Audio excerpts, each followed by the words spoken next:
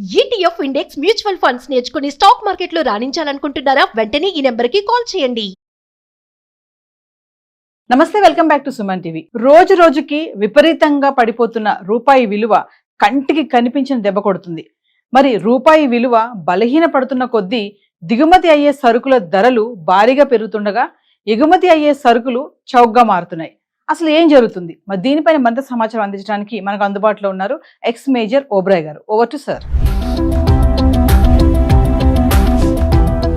అందరికీ జై హింద్. చాలామంది నేను కమెంట్స్ చూస్తున్నాను. ఆ కమెంట్స్లో ఏం రాస్తున్నారంటే, సార్ మన ఇండియన్ రూపీ డాలర్కి కంపారిజన్లో చాలా పడిపోతుంది కదా, మన ఇండియన్ ఎకానమీ ఫెయిల్ అవుతుందా, లేదా మన ఇండియన్ ఎకానమీ మంచిగా పర్ఫామ్ చేయట్లేదా, అసలు దీని వెనుక కారణం ఏంటి ఎక్స్ప్లెయిన్ చేయండి అని చెప్పి మెసేజెస్ పెట్టారు. సో వాళ్ళ కోసం, మనందరి కోసము నేను ఈరోజు ఈ వీడియోలో అసలు నిజంగానే మన ఎకానమీ ఫెయిల్ అవుతుందా, లేదా దీనికి ఇంకేమైనా కారణం ఉందా, అసలు ఏంటి ఇదంతా, దీని వెనుక కాన్సెప్ట్ ఏంటి, అసలు ఇదంతా క్యాల్కులేషన్ ఎలా జరుగుతుందో దీని వెనుక సైన్స్ అంతా ఎక్స్ప్లెయిన్ చేస్తాను. కొంచెం జాగ్రత్తగా వినండి. ఫస్ట్ ఆఫ్ ఆల్ ఏంటి అంటే, ఒక కరెన్సీ, మనము ఫారిన్ ఎక్స్చేంజ్ అనే పదం మీరు వినే ఉంటారు. ఒక పదము ఫారిన్ ఎక్స్చేంజ్ అనే ఒక పదము మీరందరూ వినే ఉంటారు. ఈ ఫారిన్ ఎక్స్చేంజ్ అంటే ఏంటి అంటే, ఫర్ ఎగ్జాంపుల్ $1 ఈరోజు 90 రూపాయలు ఉంది అనుకుందాం. సో మనకి ఇండియా వాళ్ళు ఎప్పుడైనా బయటికి వెళ్ళాలి అంటే డాలర్స్ తీసుకొని వెళ్తారు సాధారణంగా. సో $1 కొనాలి అంటే ఈరోజు మనం ఇవ్వాల్సింది 90 రూపాయలు. దీన్ని ఫారిన్ ఎక్స్చేంజ్ అంటారు. అంటే ఏదైనా 2 కరెన్సీస్ వాటి మధ్యలో ట్రేడ్ జరిగితే ఒక కరెన్సీ ఇవ్వడానికి ఎంత మన కరెన్సీ ఇవ్వాలో దాన్ని ఫారిన్ ఎక్స్చేంజ్ అంటారు. ఇప్పుడు $1 90 రూపాయలు ఉంది అనుకుందాం. తర్వాత రేపు $1 = 85 రూపీస్ అయింది అనుకుందాం. ఈ సిచ్యువేషన్ని ఏమంటామంటే, దీన్ని ఇండియన్ రూపీ అప్రిసియేషన్ అన్నట్టుగా అంటాం. అంటే ఇండియన్ రూపీ అప్రిసియేటెడ్ వీజావిస్ డాలర్ అని అంటాం. అంటే డాలర్కి విరుద్ధంగా, డాలర్కి ఎదురుగా ఇండియన్ రూపీ 5 రూపీస్ పెరిగింది పర్ఫార్మెన్స్ అని. ఒక్కొక్కసారి $1 ఎల్లుండి, ఇది ఈరోజు టుడే అనుకుందాము, ఇది టుమారో అనుకుందాము, ఇది డే ఆఫ్టర్ టుమారో అనుకుందాం. ఈ డే ఆఫ్టర్ టుమారో ఇంకేదైనా సంఘటన జరిగి ఇండియన్ $1 అమెరికన్ $1 = 95 ఇండియన్ రూపీస్ అయ్యింది అనుకుందాం. ఇప్పుడు దీన్ని ఏమంటారు? కరెన్సీ డెప్రిషియేటెడ్ వీజావిస్ డాలర్ అని అంటాం. ఇక్కడ అప్రిషియేటెడ్, ఇక్కడ డెప్రిషియేటెడ్ అంటాం. అంటే ఇండియన్ రూపీ విలువ డాలర్తో పోల్చుకుంటే తగ్గిపోయింది అని అంటాం. మీరు అనొచ్చు, అదేంటి సార్ అమౌంట్ పెరిగిపోతే తగ్గిపోయింది అంటున్నారంటే, అమౌంట్ పెరిగింది కానీ ఇప్పుడు $1 కొనుక్కోవడానికి 95 రూపాయలు ఇవ్వాలి. అదే నిన్నైతే డాలర్ కొనుక్కోవడానికి 85 ఇవ్వాలి. అదే ఈరోజు అయితే $1 కొనుక్కోవడానికి 90 రూపాయలు ఇవ్వాలి. కానీ ఇప్పుడు ఇది డిసైడ్ చేసేది ఎవరు అని మీరు అడగచ్చు. దీన్ని డిసైడ్ చేసేది మార్కెట్ అన్నమాట. దీన్ని డిసైడ్ చేసేదే మార్కెట్. ఎప్పుడైనా గుర్తుపెట్టుకోండి, dollar, rupee or any country currency నిర్ధారించడానికి 2 విధానాలు ఉన్నాయి. ఒకటి ఫిక్స్డ్ ఎక్స్చేంజ్ రేట్ అంటాం. ఏమంటాము? దీని పేరు ఫిక్స్డ్ ఎక్స్చేంజ్ రేట్. రెండవది ఫ్లోటింగ్ ఎక్స్చేంజ్ రేట్ అంటాం. Floating exchange rate. ఒకటి ఫిక్స్డ్ ఎక్స్చేంజ్ రేట్, ఇంకోటి ఫ్లోటింగ్ ఎక్స్చేంజ్ రేట్. ఈ ఫిక్స్డ్ ఎక్స్చేంజ్ రేట్ అంటే, మన గవర్నమెంట్, ఇండియా ఎగ్జాంపుల్ తీసుకుందాం. మన గవర్నమెంట్ ఈ ఫిక్స్డ్ ఎక్స్చేంజ్ రేట్, మన ఇండియా ఎగ్జాంపుల్ తీసుకుందాము, మన గవర్నమెంటే చెప్పేసింది $1 = 80 rupees. We're fixing at this. మార్కెట్తో దీనికి సంబంధం లేదు. అండ్ $1 = 80 రూపాయలు. మీరేమన్నా ఇండియాకి అమ్మాలనుకున్నా, ఇండియాతో ఏమన్నా కొనాలనుకున్నా ఇదే రేటు ఫిక్స్ అని చెప్పాడు. దీన్ని ఫిక్స్డ్ ఎక్స్చేంజ్ రేట్ అంటారు. కాకపోతే ఇక్కడ గవర్నమెంట్ ఇంటర్వెన్షన్ ఉంది, అంటే గవర్నమెంట్ కంట్రోల్ చేస్తుంది అని అర్థం. 1990s వరకు ఇండియాలో ఫిక్స్డ్ ఎక్స్చేంజ్ రేటే జరిగేది. అంటే కొంచెం ముందు నుంచి, కానీ ఆ టైం వరకు ఇండియాలో ఫిక్స్డ్ ఎక్స్చేంజ్ రేటే జరిగేది. కానీ ఇంకొకటి ఫ్లోటింగ్ ఎక్స్చేంజ్ రేట్ అన్నమాట. ఇక్కడ మార్కెట్ ఇంపాక్ట్ చేస్తుంది ఈ ఎక్స్చేంజ్ రేట్ని. ఎలా చెప్తాను వినండి. ఫర్ ఎగ్జాంపుల్, మనం ఎప్పుడైనా సరే మార్కెట్ చూస్తే కనుక 3 ఫ్యాక్టర్స్ని చూడాలి. ఒకటి ప్రైస్, ఒకటి డిమాండ్, ఇంకోటి సప్లై. ఈ మూడింటిని డిటర్మినెంట్స్ ఆఫ్ మార్కెట్ అని అంటారు. Determinants of market demand, supply, price. ఎప్పుడైనా గుర్తుపెట్టుకోండి, ఒక ప్రోడక్ట్కి డిమాండ్ హై ఉంది అనుకుందాం అండ్ సప్లై కాన్స్టెంట్గా ఉంది అనుకుందాం. డిమాండ్ పెరిగింది, సప్లై కాన్స్టెంట్గా ఉంది, సప్లై పెరగలేదు. సో అప్పుడు ఆ ప్రోడక్ట్ యొక్క ప్రైస్ కూడా పెరుగుతుంది. ఒకవేళ డిమాండ్ తగ్గుతుంది, సప్లై కాన్స్టెంట్గా ఉంది అంటే మార్కెట్లో ఆ ప్రోడక్ట్కి డిమాండ్ లేదు కానీ సప్లై చేంజ్ అవ్వలేదు, అదే రూపంలో సప్లై అవుతుంది. అప్పుడు ఏమవుతుంది, ఖచ్చితంగా దాని ప్రైస్ పడిపోతుంది. ఎందుకంటే సప్లై ఎక్కువ ఉంది, డిమాండ్ పడిపోయింది కాబట్టి. డిమాండ్ నార్మల్గా ఉంది, పెరగలేదు, ఎక్కువ అవ్వలేదు. సప్లై కూడా అదే విధంగా ఉంది అనుకోండి, ప్రైస్ కూడా స్టేబుల్గానే ఉంటుంది. కానీ అమెరికన్ డాలర్ విషయంలోకి వచ్చేసరికి కొన్ని విషయాలు దీన్ని ఇంపాక్ట్ చేస్తాయి. అమెరికన్ డాలర్ డిమాండ్, ఇంటర్నేషనల్ మార్కెట్లో కరెన్సీ రేట్స్ ఎలా ఫ్లక్చువేట్ అవుతాయంటే డిమాండ్ సప్లై బేస్ చేసుకొని. ఇప్పుడు అమెరికన్ డాలర్ ప్రపంచం అందరికీ కావాలి. ఇక్కడే చిక్కుంది. అమెరికా ఇక్కడే గేమ్ ఆడింది, వరల్డ్ మొత్తంతో గేమ్ ఆడేసింది. వరల్డ్లో, ప్రపంచంలో డాలర్ అందరికీ అవసరం ఉంది. ఎందుకు అవసరం ఉంది? ఎందుకంటే వరల్డ్లో ఇంటర్నేషనల్ బిజినెస్ మొత్తము దాదాపు డాలర్తోనే నడుస్తుంది. ఇప్పుడు ఒక కమాడిటీ ఈ డాలర్ అందరికీ కావాలి అన్నప్పుడు ఖచ్చితంగా ఇంటర్నేషనల్ బిజినెస్ వరల్డ్ పెరుగుతుంది కాబట్టి ఈ డాలర్ యొక్క డిమాండ్ ఖచ్చితంగా పెరుగుతుంది. అండ్ అమెరికా తెలివిగా ఏం చేస్తుందంటే డిమాండ్ పెరుగుతున్నా సరే సప్లైని కంట్రోల్ చేయడానికి ప్రయత్నిస్తుంది. సప్లైని కంట్రోల్ చేసింది, డిమాండ్ మాత్రం పెరుగుతూ ఉంది. అప్పుడు డాలర్ విలువ ఏమవుతుంది? డాలర్ విలువ పెరుగుతుంది. నేను చెప్పేగా ఇంటర్నేషనల్ బిజినెస్ అంతా పెరుగుతుంది కాబట్టి డిమాండ్ ఆఫ్ ది డాలర్ కూడా పెరుగుతుంది. ఎందుకంటే ఇంటర్నేషనల్ బిజినెస్ అంతా డాలర్తోనే నడుస్తుంది. ఈ ఇంటర్నేషనల్ బిజినెస్ కూడా పక్కన పెడదాం. ఒక పదం ఉంది, దీన్ని పెట్రో డాలర్ అంటారు. పెట్రో డాలర్ అంటే విశ్వవ్యాప్తంగా వరల్డ్ మొత్తంలో ఏ దేశమైనా ఎక్కడి నుంచైనా ఆయిల్ కొనుక్కోవాలి అంటే, ఆయిల్ అంటే ఇక్కడ పెట్రోలు, డీజిల్, ఇదంతా ఆయిల్ అంటారు, దీన్ని క్రూడ్ ఆయిల్ అంటారు.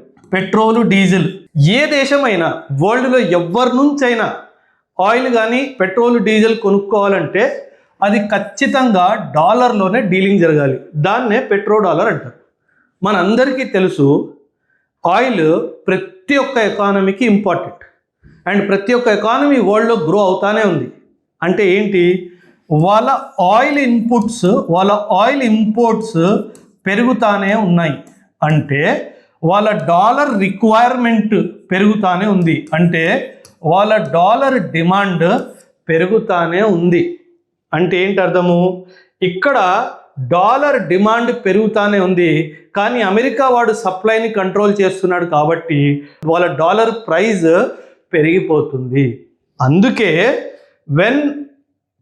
ఎప్పుడైతే ఇది జరుగుతుందో నా రూపీ బాగా పర్ఫామ్ చేయట్లేదు కాదు, వీడు కంట్రోల్ చేస్తుండడం వలన వీడి డిమాండ్ పెరిగిపోతుంది అండ్ వీడి డిమాండ్తో పాటు వీడి ప్రైస్ కూడా పెరిగిపోతుంది. అందుకే it is not that Indian rupee is not performing, it is that the demand for the dollar is increasing. అందుకే the price of rupee is falling. నా ఎకానమీ వీకేం కాదు, one of the strongest economies in the world today, proudly చెప్తాను. And one of the most stabled economies in the world. America వాడు 50% tariff విధించిన తర్వాత ఏ economy కూడా తన కాళ్ళ మీద నిల్చోలేదు. కానీ మనం ఫరక్ పడదు అని చెప్పేసి ధైర్యంగా వాడిని అడుక్కోకుండా ధైర్యంగా దాన్ని కూడా ఫేస్ చేసాము. ప్రపంచంలో మొట్టమొదటి ఎకానమీ మన ఇండియాది. ఎందుకంటే మనం మార్కెట్లో అంత స్ట్రెంగ్త్ ఉంది కాబట్టి. ఇప్పుడు మనం ఏమంటున్నాము, అమెరికన్ డాలర్కి డిమాండ్ ఎక్కువ ఉంది కాబట్టి వాడు సప్లైని కంట్రోల్ చేస్తున్నాడు కదా, అందుకే వాడు ప్రైస్ పెరిగిపోతుంది అన్నాం. ఇప్పుడు ఆర్బీఐ ఏం చేస్తుందంటే చాలా తెలివిగా, ఎందుకంటే వీడు సప్లైని కంట్రోల్ చేస్తున్నాడు. మన ఆర్బీఐ దగ్గర ఫారిన్ ఎక్స్చేంజ్ రిజర్వ్స్ ఉంటాయి, మనందరికీ తెలుసు. దాదాపు $700 బిలియన్ ఫారిన్ ఎక్స్చేంజ్ రిజర్వ్స్ ఉంది. అప్పుడు ఆర్బీఐ ఏం చేస్తుంది, ఆ రిజర్వ్స్ నుంచి కొన్ని డాలర్లు తీసి ఇంటర్నేషనల్ మార్కెట్లో డంప్ చేస్తుంది. ఈ ప్రాసెస్ని మార్కెట్ ఇంటర్వెన్షన్ అంటారు. ఈ ప్రాసెస్ని ఏమంటారు, మార్కెట్ ఇంటర్వెన్షన్. సో ఇప్పుడు ఏమవుతుంది, సప్లై పెరుగుతుంది. ఎవరు సప్లై, డాలర్ సప్లై పెరుగుతుంది. ఎందుకంటే ఆర్బీఐ ఏం చేసింది, తన దగ్గర ఉన్న డాలర్స్ని తీసుకెళ్ళి ఇంటర్నేషనల్ మార్కెట్లో డంప్ చేస్తుంది. ఇప్పుడు సప్లై పెరిగింది, డిమాండ్ కూడా పెరిగింది, దానికి తగ్గట్టుగా సప్లై కూడా పెరిగితే అప్పుడు ప్రైస్ ఏమవుతుంది, ప్రైస్ ఈక్విలిబ్రియంకి చేరుకుంటుంది. సో దీన్ని ఆర్బీఐ చేసే పనిని మార్కెట్ ఇంటర్వెన్షన్ అంటారు. సో మీరు న్యూస్లో వింటారు, RBI dumped $17 billion in the market, RBI dumped $10 billion in the market. అదంతా దేనికి, మార్కెట్ ఇంటర్వెన్షన్ చేస్తారు. దేనికి, ప్రైస్ని ఈక్విలిబ్రియం చేయడానికి. సో ఖచ్చితంగా డాలర్ విలువ పెరిగింది అంటే, నా ప్రైస్కి విరుద్ధంగా డాలర్ విలువ పెరిగింది అంటే నా కరెన్సీ బాగా చేయట్లేదని కాదు, వీళ్ళు కావాలని చెప్పి దీన్ని ఆర్టిఫిషియల్ ఇన్ఫ్లేషన్ అంటారు. ఇన్ఫ్లేషన్ కాదు, ఆర్టిఫిషియల్ ఇన్ఫ్లేటింగ్ అని అంటారు దీన్ని. సో వీళ్ళు కావాలని ఆర్టిఫిషియల్గా దీన్ని ఇన్ఫ్లేట్ చేస్తారు. ఒక కరెన్సీ యొక్క విలువ చాలా ఫ్యాక్టర్స్ మీద డిపెండ్ అయి ఉంటుంది. కరెన్సీ యొక్క విలువ వచ్చేసి చాలా ఫ్యాక్టర్స్ మీద డిపెండ్ అయి ఉంటుంది. అందులో ముఖ్యంగా మన జీడిపి ఏంటి, అండ్ మన గ్రోత్ రేట్ ఏంటి, అండ్ ఇంకో విషయం ఏంటంటే ఫెడరల్ రిజర్వ్, అమెరికా యొక్క సెంట్రల్ బ్యాంక్ అన్నమాట. వీళ్ళు కూడా చాలాసార్లు మార్కెట్లో డబ్బులు తీసుకోవడం ఇవ్వడం చేస్తూ ఉంటారు. వీళ్ళు ఇంట్రెస్ట్ రేట్ని కూడా మ్యానిపులేట్ చేస్తారు. ఇంట్రెస్ట్ రేట్, వీళ్ళు ఇచ్చే ఇంట్రెస్ట్ని మ్యానిపులేట్ చేస్తారు.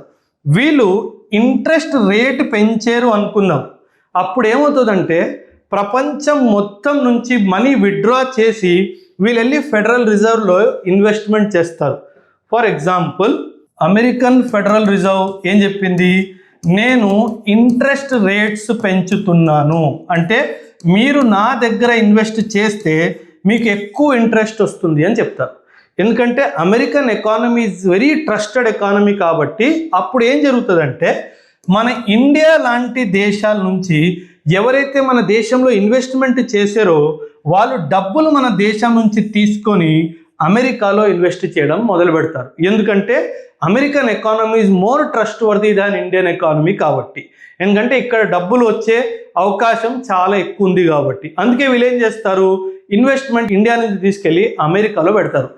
దీన్నే టెక్నికల్గా క్యాపిటల్ అవుట్ఫ్లో అంటారు. దీన్ని ఏమంటారు, క్యాపిటల్ అవుట్ఫ్లో. అండ్ అతి ముఖ్యమైన కారణము ఫ్లక్చువేషన్కి ఫ్యాక్టరు ఈ ఫెడరల్ రిజర్వ్ వాడు నిర్ధారించిన ఫెడరల్ రిజర్వ్ రేట్ ఫ్లక్చువేషన్ అనమాట. రీసెంట్గా ఒక న్యూస్ ఏమొచ్చింది అంటే federal reserve is going to increase the interest rate అని వచ్చింది. అందుకే ఇది ఇంక్రీజ్ చేసే అవకాశం కూడా ఉంది. అందుకే మన కరెన్సీ రేట్ కూడా ఫ్లక్చువేట్ అవుతుంది. సో భయపడాల్సిన అవసరం లేదు, ఇది టెంపరరీ సైన్ మాత్రమే, మళ్ళీ వెనక్కి తిరిగి వస్తుంది. కానీ ఇంకొక విషయం ఏంటంటే, దో ఇది చాలా పెద్ద డైమెన్షన్, కానీ 2 minutesలో చెప్తాను, జాగ్రత్తగా వినండి. ఎప్పుడైనా సరే $1 = 90 రూపీస్ ఒకటి, $1 = 80 రూపీస్ ఒకటి అని. $1 = 90 రూపీస్ ఉన్నప్పుడు మన ఎక్స్పోర్ట్స్కి ఇది మంచి విషయము, కానీ తగ్గినప్పుడు మన ఇంపోర్ట్స్కి ఇది మంచి విషయము. ఇక్కడ ఎందుకు ఎక్స్పోర్ట్స్కి మంచి విషయం అంటే, ఫర్ ఎగ్జాంపుల్ మనం ఇండియా నుంచి మ్యాంగోస్ అమెరికాకి ఎక్స్పోర్ట్ చేస్తున్నాము అనుకుందాం. ముందు ఎంత ఉండేది ప్రైస్, 80 రూపీస్, ఇప్పుడు ఎంత అయింది, 90 అయింది. అంటే ఏంటి, అమెరికా నుంచి వచ్చిన ఒక ఎక్స్పోర్టరు మన ఇండియా నుంచి తీసుకెళ్ళాలి అని చెప్పి వచ్చిన ఆయన $1 సబ్మిట్ చేస్తే ఆయనకి 90 రూపాయలు దొరుకుతాయి. అంటే 10 రూపాయలు ఎక్కువ దొరుకుతాయి. సో ఈ 10 రూపాయలు ఎక్కువ దొరికినందువల్ల ఆ మనిషి ఎక్కువ మ్యాంగోస్ ఇండియా నుంచి తీసుకోగలుగుతాడు. అందుకే ఇలా మన కరెన్సీ అమెరికన్ డాలర్కి ఎదురుగా పడిపోయినప్పుడు మన ఎక్స్పోర్ట్స్కి మంచిది. అండ్ అదేవిధంగా ఇది తగ్గిపోయినప్పుడు మన ఇంపోర్ట్స్కి మంచిది. ఎందుకంటే మనం ఆయిల్ బయట నుంచి కొన్నప్పుడు 80 రూపాయలు ఇస్తే మనకు $1 ఇస్తారు. అది పడిపోయింది అనుకోండి, అప్పుడు మనం 90 రూపాయలు ఇవ్వాల్సి వస్తుంది. అందుకే కరెన్సీ విలువ తగ్గినప్పుడు, అంటే ఇన్ కంపారిజన్ టు డాలర్ తగ్గినప్పుడు ఇంపోర్ట్స్కి మంచిది, అండ్ అది పెరిగినప్పుడు మన ఎక్స్పోర్ట్స్కి మంచిది. మన దేశము మేజర్లీ ఇంపోర్ట్ డిపెండెంట్ ఎకానమీ కాబట్టి ఇది పెరిగినప్పుడల్లా అపోజిషన్ ఏమంటుంది, మన ఎకానమీ బాగా చేయట్లేదు అంటది. కానీ అది మన ఎకానమీ బాగా చేయకపోవడం కాదు, ఇదంతా మార్కెట్ ఫ్లక్చుయేషన్స్లో ఉన్న కరెక్షన్స్ అన్నమాట. ఇదండి న్యూస్, ఇండియన్ రూపీ ఎందుకు డాలర్కి ఎదురుగా పడిపోతుంది అన్నదానికి కారణం. Thank you. ఈ వీడియో మీకు ఎలా అనిపించింది? మీకు ఎడ్యుకేటివ్గా అనిపించిందా? ఇంకేదైనా విషయంలో మీరు ఏమన్నా వీడియో చేయాలి అనుకుంటే ఖచ్చితంగా కమెంట్స్లో తెలియచేయండి. థ్యాంక్ యూ అండ్ జై.